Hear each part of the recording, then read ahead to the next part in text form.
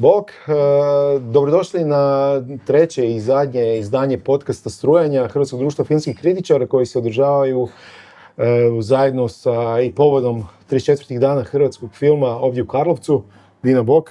Bog Hrvoje, bog publici. Bog, evo, dvoje filmskih kritičara iz društva filmskih kritičara. Dobili smo zadatak malo se pozabaviti filmovima od ove zadnjeg dana, nedjelje. Teksture prošlosti je program, 3 jako zanimljiva filma. Evo Dina, kreni. Pa evo, krenula bi sa filmom Zaši ruševinu, jednim jako neobičnim filmom i meni možda najzanimljivijim u čitavom programu. Riječ je o filmu, dakle, koji na jedan eksperimentalan i nestandardan način progovara o smrti tekstilne industrije u nas. Riječ je o filmu Željke Blakšić, inače vizualne umjetnice, koja je zapravo svoj nekakav umjetnički rad započela za vrijeme punk subkulture 90-ih. Radila je kao basistica kultnog feminističkog punk benda Schizoid Wicklers i glazba je zapravo jako važan segment i ovog filma. Ona daje tu neku vrlo začudnu, eteričnu atmosferu, a sam film sastoji se zapravo od niza kadrova sa fokusom na detalje tkanina koje ženska ruka dotiče sa jednom ljubavlju i nježnošću, opipljujući te razne mekoće, teksture tkanina, ali fokusom recimo na etikete koje nam pokazuju kako je zapravo riječ o tkaninama koje su bile proizvedene u nizu tvornica iz dakle, bivše Jugoslavije. Ti se ne sjećaš tih tvornica, ja sam neke od tih stvari, imao od tih tvornica neku robu. Tako da, uistinu, ja kad sam gledao film, ko prvo sviđa mi se način koji se tretirala slika, koja je prilično zasićena bojom i daje jednu dodatan sloj, u principu, topline cijeloj priči. Da, i jako postiže to neko baš senzorno iskustvo. To su zapravo taktilne slike. Mi baš osjećamo i vidimo taj dodir i tu nekakvu nostalgiju koju taj materijal emanira, a većina te robe je zapravo prikupljena naravno na legendarnom Hreliću. I onda taj neki završni pisani tekst nam zapravo daje i kontekst te smrti tekstilne industrije koju sam spomenula i kako je zapravo većina tih tvornica neslavno propala, a radnice, znači većinom su u tim tvornicama radile žene, su dakle ostale bez posla. Pa da, to je mi u stvari iz pozicije ljudi koji se bave filmom na ovaj ili onaj način dobro znamo sa cijelom pričom o tvornici Kamenski. Nisam siguran da sam vidio nijednu etiketu Kamenski, ali ajde, o tom potom, možda sam loše zapamtio. Ali da, ono što mi je bilo zanimljivo gledajući taj film, to je svakako po mnogim stvarima neki ostatak prošlih vremena. Dakle, samo kad vidite kako je ta tkanina riješena, ajmo to tako reći, kako ima drugačiju teksturu od tkanina koje danas gledamo. Meni je bilo jako zanimljivo gledati tu gustoću tkanja, uistinu, jer kada čovjek gleda to, misliš to više ne možeš kupiti. Tako, to više ne možeš kupiti i pogotovo ove neke stvari, češljani, pamuk i takve nekakve sintagme koje su označavali nekakav poseban dobar proizvod u tom trenutku su jednostavno nestale. Danas imamo samo brand i današnje, kada gledamo današnju odjeću, to je više stvar brenda. A ovo je ipak nekakav, ta etiketa je podrazumijevala kad vidite muru, onda znate da je to nešto posebno, jer je mura jednostavno rašica ili takve neke. To je zapravo kvaliteta izrade i tu je zapravo i taj fokus baš na tim teksturama. Je, jako je dobar film i u stvari vrlo nepolitički, politički. U stvari. Da. On je ovo što si rekla vrlo taktilan, ali ima jedan političan podtekst koji se ne može zanijekati, dapače, on mu daje dodatnu vrijednost. Jako sam se iznenadio gledajući taj film, pozitivno naravno. Tako da, jako lijep film. Jutros u 11 koji je gledao, uživo je. Mislim da je bio na programu i jučer. A bio je i jučer. Tako da je publika ga imala više puta priliku vidjeti. A bio je i na 25 FPS-u. Mislim da je tamo bila hrvatska premijera i nagrađen je kao najbolji domaći film. Da. A mislim, naravno, tu se može prepoznati nekakvi, a ne bih rekao utjecaj, nego neko dijeljenje stilsko ili sa prvo što mi je Ane Hušman plac bio kad sam vidio taj jedan, dakle, fokus na detalje, ali ovo ipak Da, vidi se da je noviji film, da je ta jedna fokusiraniji. suptilna politička poruka koja nije didaktična i nekako baš u prvi plan izbija ta toplina, toplina tog materijala, ali i ta taktilnost i taj neki nesvakidašnji pristup.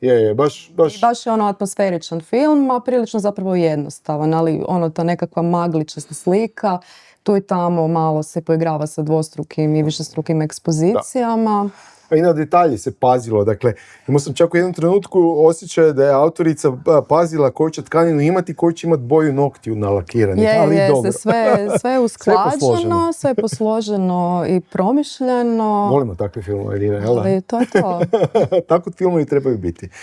Sad, u tom teksturama prošlosti smo, evo, ja ću sad Šume, Renate Poljak, to je film kojeg nisam gledao ovdje na danima, nego već ranije. Ono što je meni zanimljivo bilo u tom filmu je u principu, a danas, nakon svega ovoga u međuvremenu, u zadnjih možda 6 mjeseci što se izdogađalo u svijetu i kod nas, je možda bitan moment koji se ne čini na početku kad film kreće, ali to je jasna pozicija, barem se meni čini dovoljno jasno, da se razdvoji antifašizam od komunizma. I u ovom filmu se tu stvarno je vrlo jasno vidljivo, jer danas kada gledamo u Americi, ne možemo vjerovati da govorimo da se Antifa kao antifašistički pokret percipira kao neko protudemokratski, protuamerički pokret, dakle u vrlo jednostavnoj poziciji Amerikanaca u Drugom svjetskom ratu, koja je vrlo jednostavna. Dakle, mi smo došli, borili smo se protiv fašista, da smo sad mi došli do problema da je antifašistički pokret problematičan za današnju Ameriku i onda sad kad se mi tu postavimo u našu poziciju sa 3 paralelna rata, kao što smo mi na pravu učili svoje vremena, da imate građanski rat, da imate kontrarevoluciju i revoluciju, dakle kad se sve to posloži, koloplet jedan ogroman politički kojeg je Poljak, pa meni se čini prilično dobro iznijela. Pa mislim da, nažalost vidimo da se taj antifašistički doprinos je ovdje kod nas prilično osporava. Mislim kao jedna osnovna civilizacijska tekovina i zapravo je problematično što je tu ljevica nekako uvijek u nekakvoj defenzivnoj poziciji i stvari koje su prije bile nekakva opća norma se danas smatraju radikalima. Da.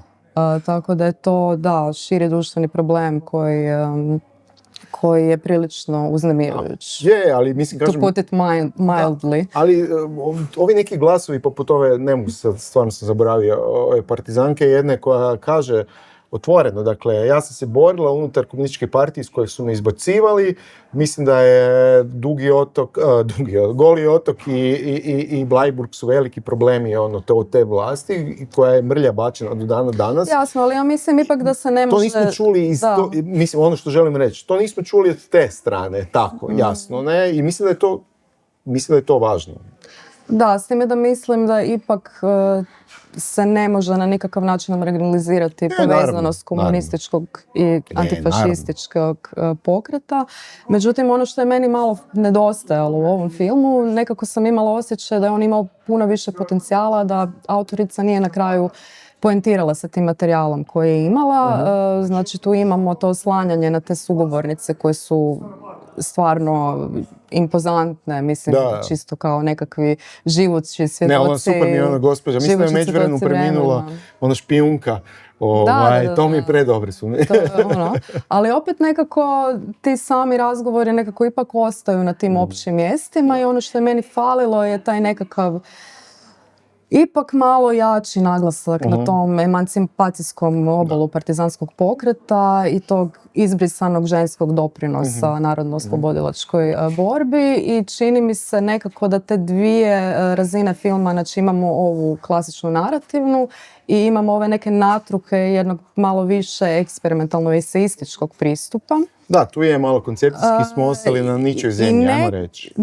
Tako je i meni je zapravo ta narativna struktura bila malo nedorečena i voljela bi vidjeti malo više ovoga drugog, po čemu je Renata Poljak u konačnici i prepoznatljiva kao autorica i tu svakako imamo te neke momente koji su više kao nekakve dramaturške stanke između samih intervjua sa protagonisticama, to nekako kontemplativno obilaženje, pristupanje tim lokacijama i suvremenosti koje je na tragu recimo i filma Marte Popivode.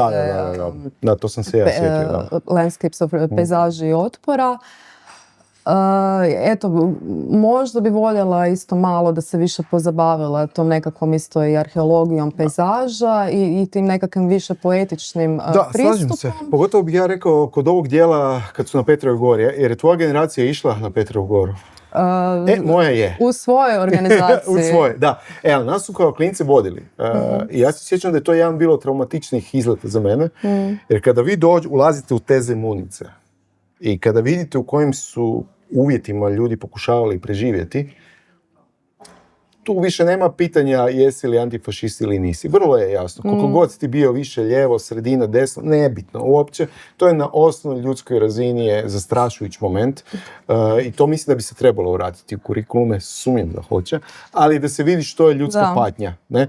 I upravo oni kadrovi kada pokazuju križeve u šumi, to je možda bio moment gdje se možda moglo, ali ne znam, da.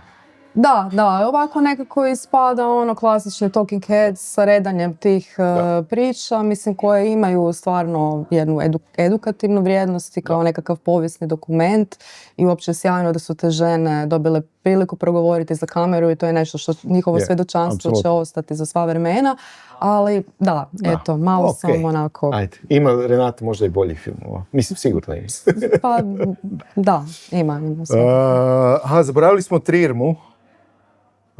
Ire Tomić i Johna Carduma, namjenski film, oni nisu tim teksturama prošlosti.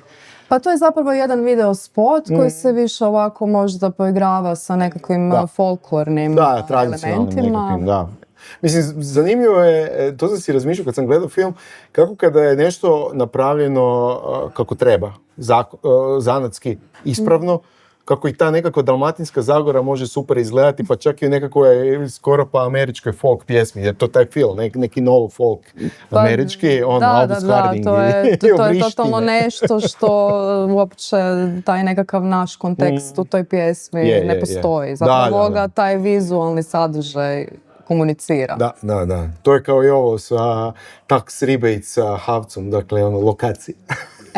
Lokacije, locations. Da, znamo nešto o tome, čuli smo. Dobro, mislim, zanimljiva je jedna stvar, evo kad smo se pripremali za ovaj razgovor, ja sam se zapleo u imena i to je možda jedna tema o kojoj bi isto također trebali, evo, ti kao trenutna predsjednica društva Hrvatskog društva filmskih kritičara i ja kao bivši predsjednik Hrvatskog društva filmskih kritičara, a to je dvije vide su prilično vezane uz dvije filmske priče, dokumentarne obje, koje su u stvari o njima se puno pisalo s razlogom.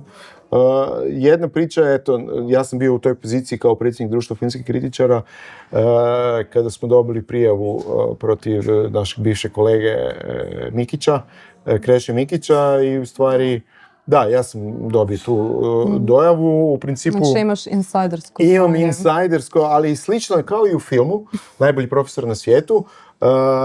Dakle, imamo situaciju u kojoj se od nas traži akcija, mi pokrećemo akciju i gospodin Mikić daje ostavku i na poziciju svoju, odnosno ispisuje se iz društva i mi više nemamo nikakve ovlasti nad njim ništa raditi, kao što je i ovima vratio novac, u stvari, ne svima, ali ovoj osnovnoj niti oko koje se vrti i opet im izbijaš im adute, odnosno nekakve poluge iz ruku. Dakle, i konačno, on nije pao s Marsa, on je inteligentan čovjek, ne, i zna kako manipulirati stvarima. Pa mislim, on je vješti manipulator, bez daljnjega, ali mislim, ono što je tu zapravo najšokantnije je ta dugotrajna šutnja svih tih institucija i medija koje su to znale, ali se niko s tim zapravo nije shvatio u koštac i to je nekakva ta već pomalo iritantna tendencija naše filmske zajednice da se zapravo na te neugodne istine uvijek reagira šutnjom. Da. I tu imamo zapravo tu situaciju, mada su te stvari bile jako dugo dostupne na internetu i lako provjerljive. Niko se tu zapravo nije usudio javno istupiti sa tim.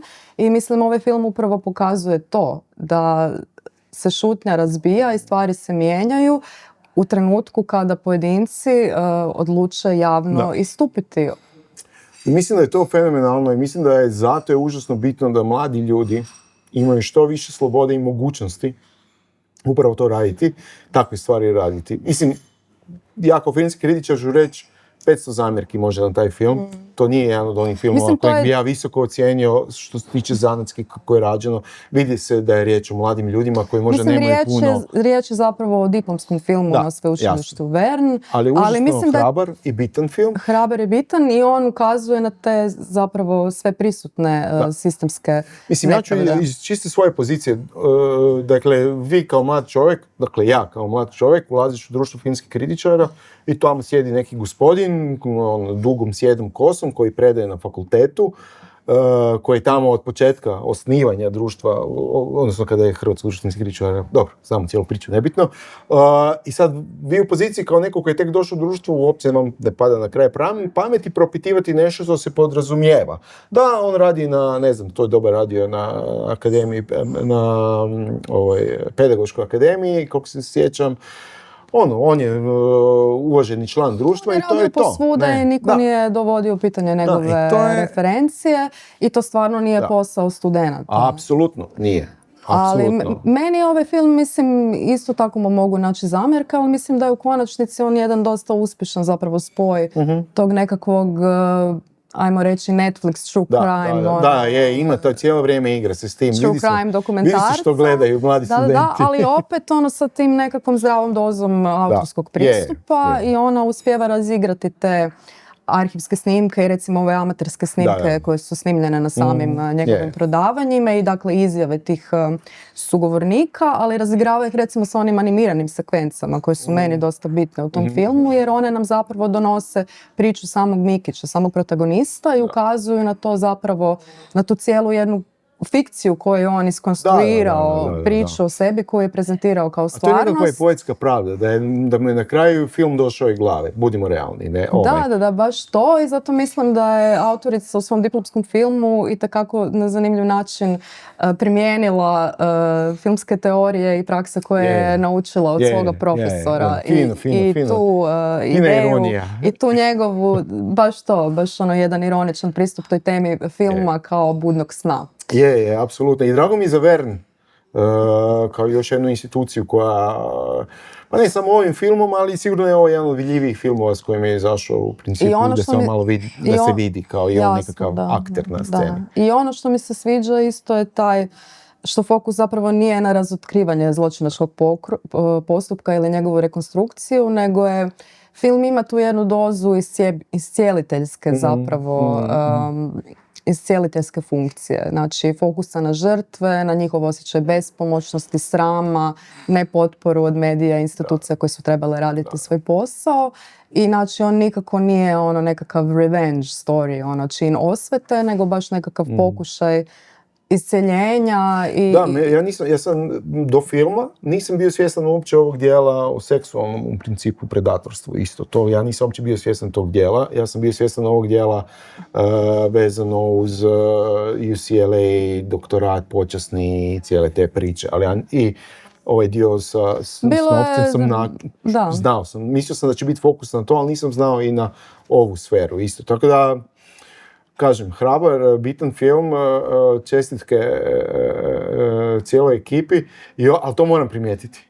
Koliko se cigareta popušilo na tom filmu? Dakle, ja mislim da to film s najviše popušenih cigareta od 34. dana hrvatskog filma, a inače smo se zezali u nekim krugovima internacionalnima, da kad god se vidi film iz Hrvatske, igrani, pričali smo o igranim filmovima, da uvijek je barem jedno 5-6 cigareta se vidi, ali ovdje je bilo puno više od 5-6 cigareta. Dok neki autori kao tobožnji najbolji prijatelj našeg Režimira Mikića, Steven Spielberg, ima tendenciju da briše naknadno cigarete iz svojih prethodnih filmova. Eto vidi.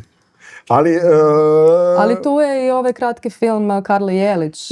Da, to sam upravo htio. Vida Skerk, tu je opet ta vida koji situacija. također progovarao o seksualnom zlostavljanju na Akademiji dramske umjetnosti. Da. Tu se puno manje ekspliciralo. Da.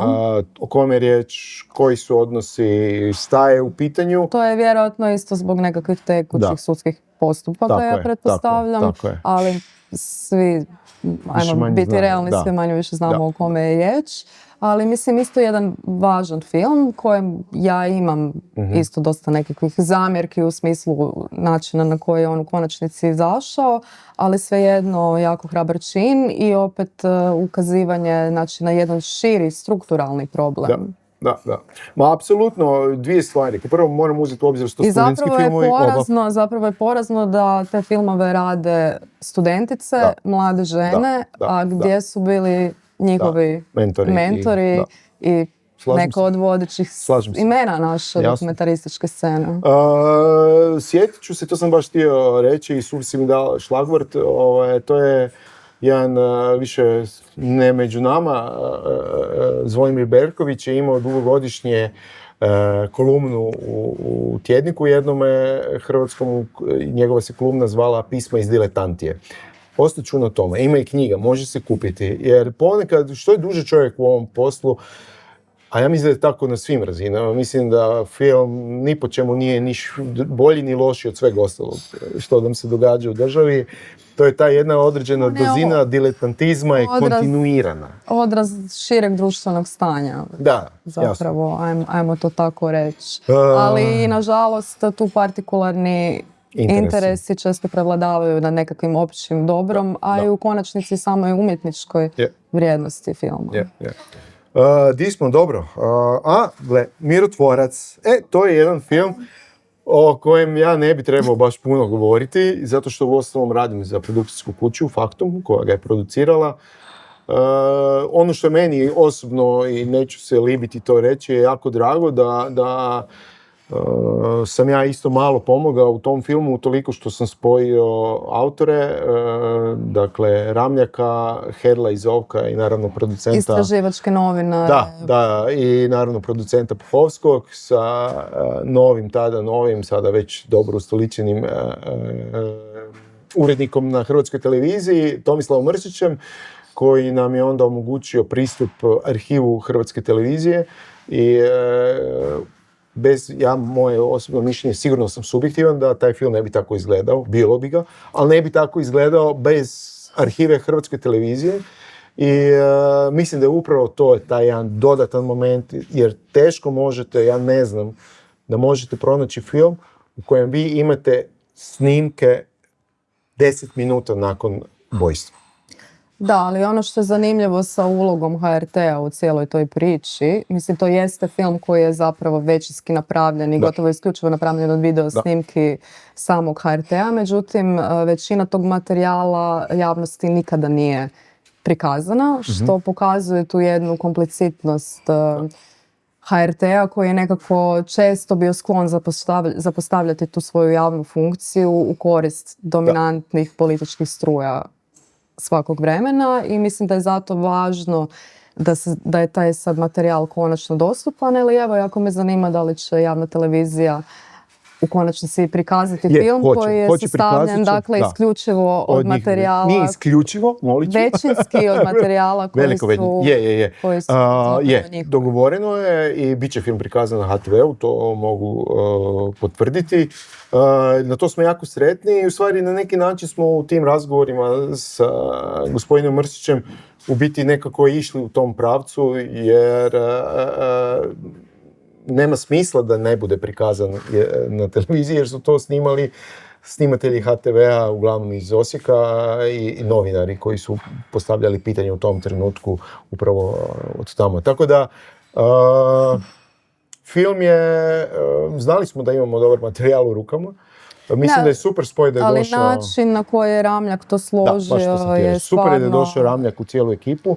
I on je dao novu kategoriju, Hedl i Zovko su napravili ogroman posao i Puhovski naravno, ali Ramljak je dao nadogradnju. Ramljak je taj cijeli materijal jako snažno zaokružio i poentirao s njim.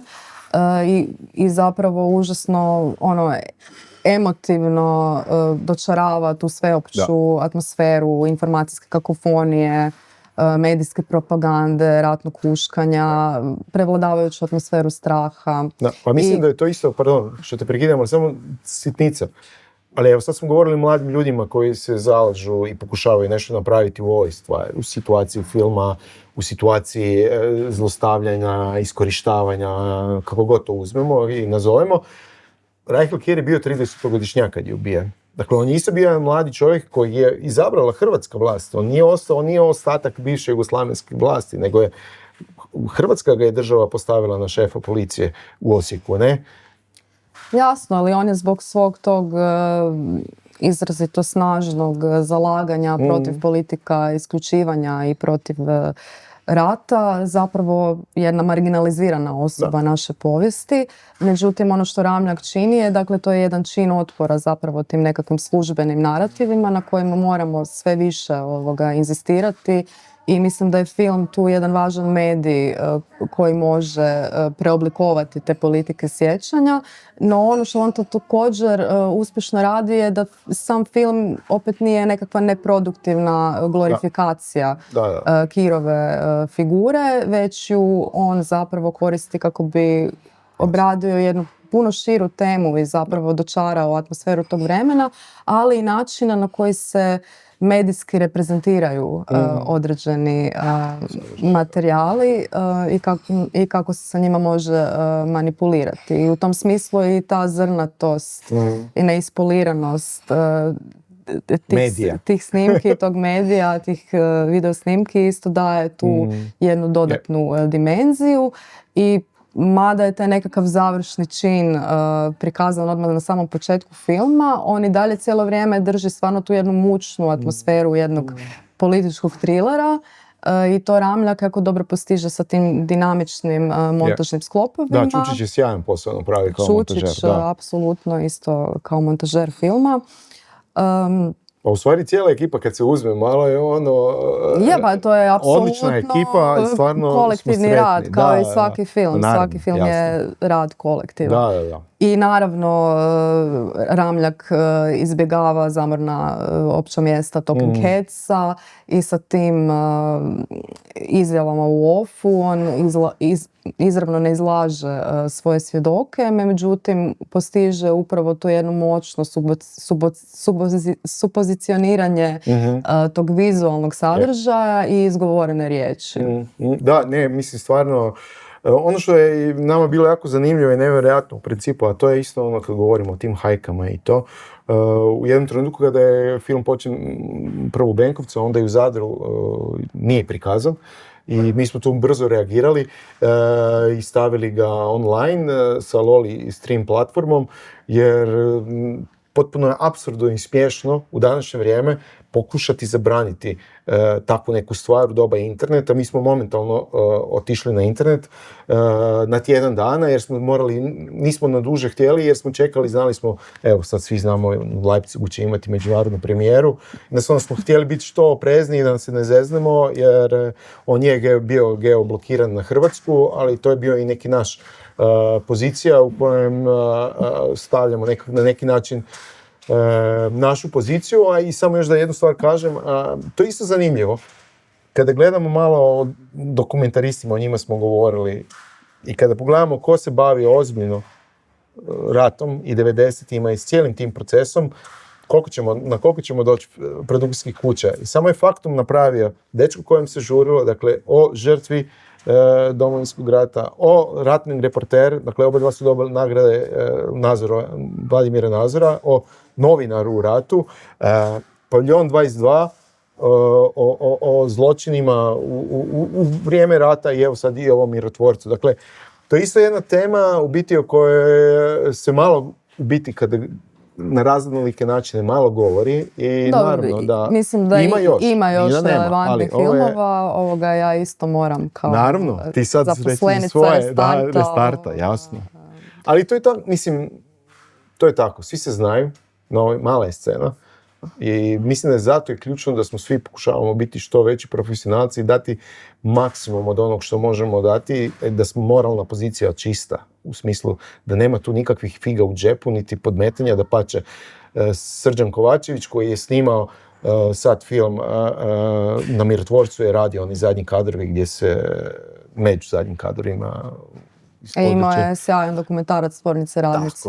Dakle, to je poanta male kinematografije, da se dobre ideje pokušaju napraviti. I kao što vidimo, način. Te teme snažno rezoniraju i sa međunarodnom publikom. Da, apsolutno. Pogotovo u ovo vrijeme, na kraju, Mirotvorac možda je, to treba razgovarati sa Hedlom, Ramljakom i Zovkom, koja je nekakav početak zašto se krenulo u tu priču, zašto se krenulo u taj film. Ali evo koliko je danas relevantan danas, evo, sa ratom ovdje, rat ondje, Gaza, Ukrajina, di god se pogleda, evo sad će, da li će Venezuela, neće, di smo, hoće li šta biti s Grenlandom, Dancima, nemam pojma, ovo je potpuno ludo, ne, a mislim, budimo realni, ne, sve je moguće i ništa nije moguće, ne, u Tajvanu, Kini i cijele te priče da ne govorimo, ne.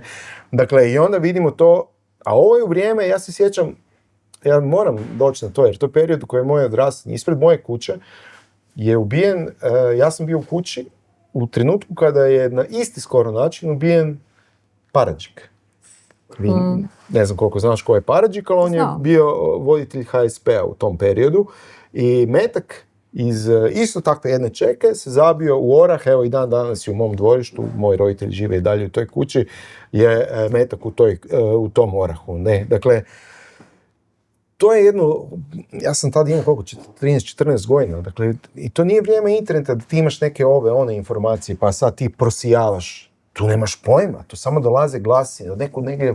Ko onaj lik na filmu, on dođe, nešto prepričava, odmah se širi dalje priča.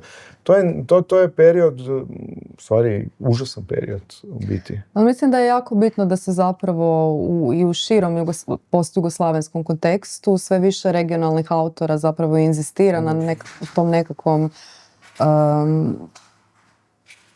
drugčijem pristupu koji se opire tim nekim dominantnim narativima službene povijesti, koji ulazi u te javne, ali i privatne arhive i to je jako bitan moment jednog širog suočavanja sa društvenom traumom, ali i shvaćanja povijesti kao procesa koji nikad zapravo nije dovršen. I mi toj prošlosti uvijek nekako pristupamo aktivno iz pozicije naše suvremenosti. Tako da ona jako puno govori o našem društvu danas i kako se postavljamo, znači, prema tim događajima. Ali ja bih još samo jednu stvar rekao.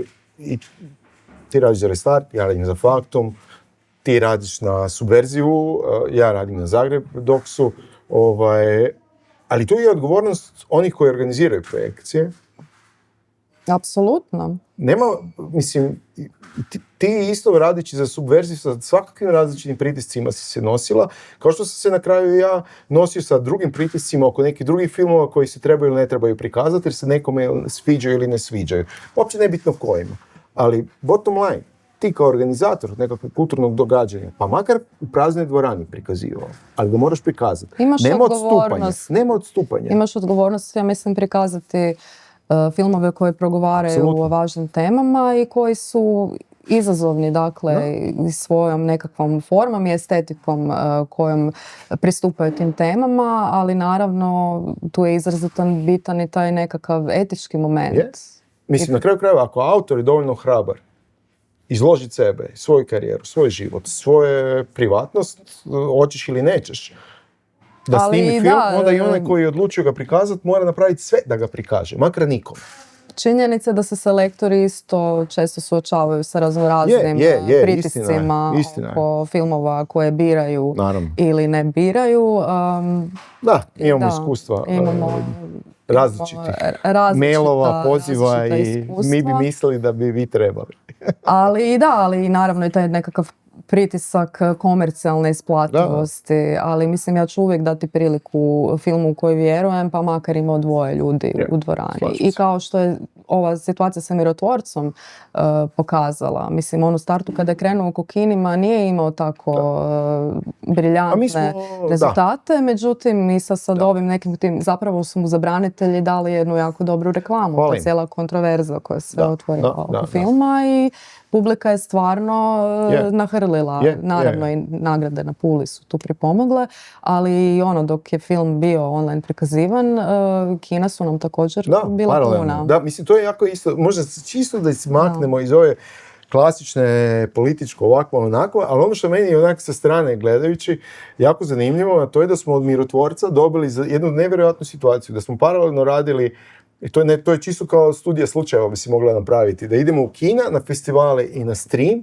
i da sve ima super prođu, a znači sve tri što se kao nikad ne radi, ne, uvijek ideš prvo jedno, pa drugo, pa treće, u pravilu. Ali zato što mislim da ipak unatoč raznim negativnim prognozama ta jedna specifikum kino projekcije ima svoju neospornu važnost i težinu i taj nekakav element žive diskusije, interakcije s publikom je nešto što se ne može zamijeniti. I mislim ali mi moramo biti svjesni da neki ljudi neće više ići u kino, mislim, ne da, ali žele pogledati film. Dajmo opciju da to jedno ne isključuje drugu, kao što se tu pokazalo. Pa da, ja mislim da ko želi doći gledati film u kinu će ga doći pogledati u filmu. Samo trebamo konstantno raditi da se osmještava. Pa evo sad tu na danima hrvatskog filma se čujem da je puno publike, da su dani zaživjeli u Karlovcu, tu na mašu da moramo prekinuti, zato sam krenuo, a imam refleks bivšeg voditelja. Moramo rezimirati situaciju. Pa meni se isto nekako čini da je dobra atmosfera, da ono što mi se čini bitno je da su i sami filmaši tu stvarno došli podržati i radove svojih kolega i sam festival i odazvali su se u jednom prilično dobrom velikom broju, ali drago mi je vidjeti puno studenata, puno srednjoškolaca, znači konstantan rad na toj nekakvoj mladoj publici. Mislim... Razvoj publike, decentralizacija i sve te priče se ovdje nekako se čini da imaju smisla. Famozni razvoj publike koji je tako jedna antipatična floskula. A i fluidna disciplina. Ali mislim, to je to. To je to. Kino projekcija, živa diskusija, taj nekakav moment sučeljavanja sa autorom, diskusija. I autora s publikom, apsolutno. I taj nekakav zajednički čin, dakle i gledanja i promišljanja o onome što je odgledano. Tako da mislim da su pred danima i u kinu Edison je jedna svjetla budućnost. Slažem se. Jesmo sve, valjda jesmo sve, jel? Nismo spomenuli da su na danima bila je retrospektiva posvećena Aldi Pakoli. Jel' tako? Mislim, retrospektiva. Mislim da sad nemamo možda toliko vremena za ali imamo zato njegovu knjigu. Evo danas sam dolazeći u Karlovac sam na polici vidio njegovu knjigu, zbirku njegovih tekstova, Retrospektator. Sjajan čovjek, nažalost više nije s nama. Pa jedna jako osebujna persona i ikona riječke kulturne scene. Dobitnik nagrade za životno djelo društva kritičara Vladimir Vuković. Jučer smo ga se prisjetili uz jedan in memoriam program u kojem smo nastojali stvarno biti što manje patetični. Raldo nije nikako podnosio patetiku, ali mislim definitivno je ostavio jednu rupu ovoga. Da, pa malo se možda čak i, ne znam, trebamo li se brinuti za riječku scenu nakon prije Alde Pakole. Izgubili smo i Dragana Rubeša također. A vidit ćemo, morat ćemo se pozabaviti Rijekom malo, mi kao društvo kritičara. Apsolutno, ali Aldo Pakola, mislim, svakako živi, ostavio je čitav niz i pisanih i audiovizualnih tragova, sjećanja, anegdota koje će se, vjerujem, prepričavati i dugo nakon njegove smrti. Ostavio je 4 zbirke svojih eseja, filmskih kritika, kolumni koje stvarno odražavaju taj jedan njegov ironičan pristup. Da, zezanski, zajebanski, ajmo potrebiti pravu riječ. Nemoj Hrvoj biti umiven, molim. Ali da, je tu jednu stvarno jedan prezir prema tom nekakvom doba biznisa sa franšizama, prema Cinestaru i jedan stvarno onako jako sočan i iskričav pristup filmskoj kritici koji je znao i antagonizirati gledatelja i čitatelja. I čitatelja, ali to se traži. Da, živo. Dina, mogli bi mi još ovako neko vrijeme, dobro, ko zna? Da, recimo, imali smo i sjajno predavanje kolege Željka Luketića o povijesti namjenskog filma. Da. Wow, kakve spotove imamo i u Hrvatskoj u zadnje vrijeme i filmove namjenske. Jer zapravo, to je jedna jako zanimljiva stvar. Da, jer zapravo Dani hrvatskog filma su ostali jedini filmski festival koji nagrađuje namjenski film. Međutim, dugi niz godina se pokazuje da je tih prijava sve manje i manje i nekako se nametnula, Željko je to jako dobro sročio, da je taj namjenski film zapravo nekakvo neželjeno dijete hrvatskog filma, jer ga se sami autori često srame, znači ne žele stati iza njega, smatraju to nečim što odrađuju između snimanja svojih artističkih projekata. Onda ove marketinške agencije koje ih naručuju to tretiraju kao nekakvu poslovnu tajnu, znači uopće se ne može saznati ta nekakva informacija o kojoj je što snimio. Imam dvije fore. Imam jednu foru i jednu ideju. Ajde, može? Može. Prva fora, Royal Tenenbaums, to je kao kada Gene Hackman s prezirom gleda njegovog svog uspješnog sina koji mlati pare, koji glumi kak se zove, komičar, ne mogu se sad sjetiti njegovog imena. A je li bio Owen Wilson? Ne, on je drugi, ne Owen Wilson, nego Jesus, što mu tata glumio u Seinfeldu, Bože, ne mogu se sad sjetiti. Ben Stiller. Ben Stiller, da, on mlati Nisam pare. Nisam baš ljubitelj Wes Anderson. No, dobro, okej. Uglavnom, to je taj moment, znači svi imaju odnostajno, a ovo je baš to. A druga priča, druga ideja, ovo je kao neka doskočica i dosjetka. Ja mislim da bi možda trebali, mi sami kao kritičari, kako god organizira dane hrvatskog filma, kako god imaju, da sami mi, hvala Bogu, imamo YouTube, sve završi prije ili kasnije na YouTube-u, da mi sami radimo selekciju, bez prijeva, samo ovog dijela. Ajmo vidjeti. Dobro, zanimljiv prijedlog, ali da, svakako mislim... Jer sve je na kraju dana završi na YouTube. Hoćeš, nećeš, čak evo i prije ne znam koliko godina kad smo sa Jurom Pavlovićem, on je inače dobio Oktavijana za namjenski film. I taj se film može pronaći na... I namjenski film nije samo reklama, to su i edukativni filmovi, videospotovi. Dobro, nekako ti videospotovi su još tu nekako i oni se čak i tretiraju kao neko umjetničko djelo. Ali taj odnos prema reklamama je uvijek dosta... Sjajan mi je ovo, je istina, ali meni je... A recimo i David Lynch i Ridley Scott su snimali neke jako interesantne reklame. Čak se i Godard okušao u tome. Doduše, njegova reklama nije nikada emitirana.